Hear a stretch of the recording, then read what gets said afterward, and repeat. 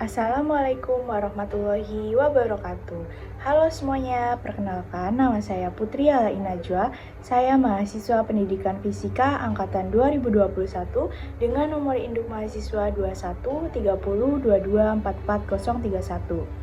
Saya saat ini sedang menempuh pendidikan di Universitas Negeri Yogyakarta. Nah, tujuan dari dibuatnya video ini untuk memenuhi tugas UAS saya pada mata kuliah termodinamika yang diampu oleh Bapak Dr. Andes Supahar MSI. Adapun beberapa materi yang akan saya sampaikan pada kali ini. Yang pertama ada pengertian dari termodinamikanya sendiri, yang kedua ada beberapa sistem termodinamika dan penentuan persamaan keadaannya, yang ketiga ada kawat teregang, yang keempat ada selaput permukaan, dan yang terakhir ada sel elektrokimia. Nah, sebelum kita memasuki ke materinya, kita harus tahu dulu nih apa arti dari termodinamika. Jadi, termodinamika ini sangat berkaitan dengan fisika, di mana mempunyai arti yaitu pengilustrasian untuk merubah kalor, di mana perpindahan energinya ini disebabkan oleh perbedaan suhu yang menjadikan energi sifat-sifat pendukungnya. Lalu, ada contoh-contoh dalam kehidupan sehari-hari nih, kayak misalnya saat kita meniup kopi yang panas, lalu ada pembangkit listrik, ada perkakas elektronik, dan lain-lain. Pada pokok bahasan kali ini, saya akan mencoba untuk menentukan persamaan keadaan beberapa sistem. Jadi, untuk fluida dan gas, kita dapat menspesifikasi sistem dengan variabel P, V, dan T.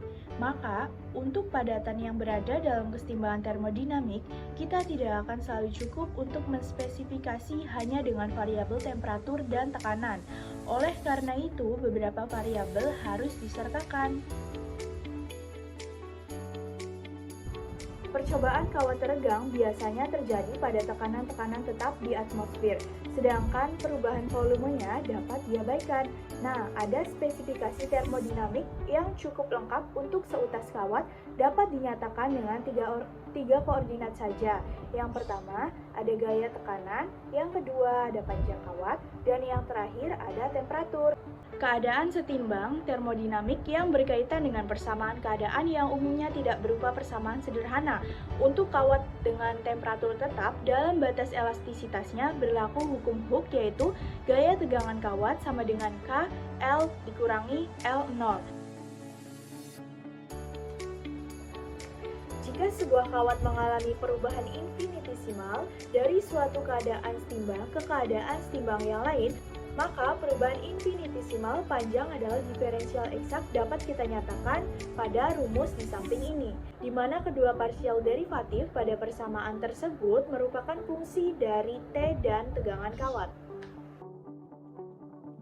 Selanjutnya yang C ini ada selaput permukaan, di mana penelitian selaput permukaan yang dapat dianggap sebagai sistem dua dimensi merupakan cabang kimia fisika yang sangat menarik.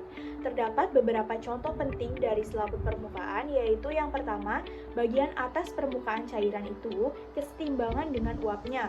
Yang kedua, gelembung sabun atau selaput sabun yang teregang pada suatu kerangka yang terjadi dari dua selaput permukaan dengan sedikit cairannya. Pada gambar di bawah ini, gelang A kawat dengan bentangan benang di tengahnya ketika dimasukkan ke dalam larutan sabun.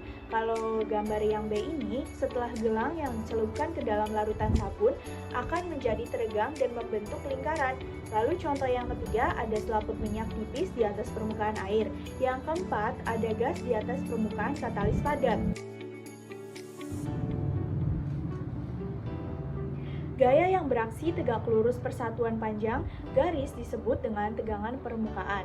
Penjelasan termodinamik yang menandai atau memadai untuk selaput permukaan diberikan melalui tiga koordinat, yaitu yang pertama, ada tegangan permukaan S yang diukur dalam N per M, yang kedua, ada luas selaput A yang diukur dalam M kuadrat, dan yang terakhir ada temperatur absolut yaitu T. Tegangan permukaan selaput seperti itu tidak bergantung pada luasnya, tetapi hanya merupakan fungsi dari temperatur untuk hampir semua cairan murni. Didapat persamaan yaitu sebagai berikut.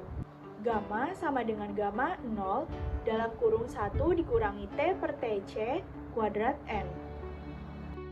Persamaan keadaan selaput minyak tipis di atas air juga sangat menarik. Jika gamma W menyatakan tegangan permukaan air bersih dan gamma menyatakan tegangan permukaan air yang diselimuti minyak, maka dalam luasan A yang terbatas mendapat persamaan yaitu gamma dikurangi gamma W, A sama dengan AT, di mana A ini sebagai konstanta. Perbedaan gamma dikurangi gamma W kadang-kadang disebut sebagai tekanan permukaan, di mana selaput seperti itu dapat dimampatkan atau dimuaikan dan bila diendapkan pada gelas mempunyai sifat optis yang menarik yang dikenal sebagai cincin Newton. Nah, subbab yang terakhir yaitu sel elektrokimia. Dalam termodinamika, baterai menjadi perhatian khusus di dalam baterainya sendiri yang menjadikan sumber tegangan di mana terdapat sel terbalikan atau sel elektrokimia. Sel elektrokimia ini terdiri atas dua elektrode yang masing-masing dibenamkan dalam elektrolit yang berbeda. Adanya reaksi kimia menyebabkan ion terkumpul di masing-masing elektroda dan menjadi polarisasi. Gaya kimia tersebut menghasilkan gaya elektrostatis yang menyebabkan muatan bergerak ke rangkaian eksternal. Dari jumlah gaya persatuan muatan disebut sebagai GGL, gaya gerak listrik atau electromotive force. IMF. IMF ini bergantung pada sifat bahan, konsentrasi elektrolit, dan temperatur. Sekian pemaparan materi dari saya, semoga materi ini bisa bermanfaat dan terima kasih sudah menonton video ini.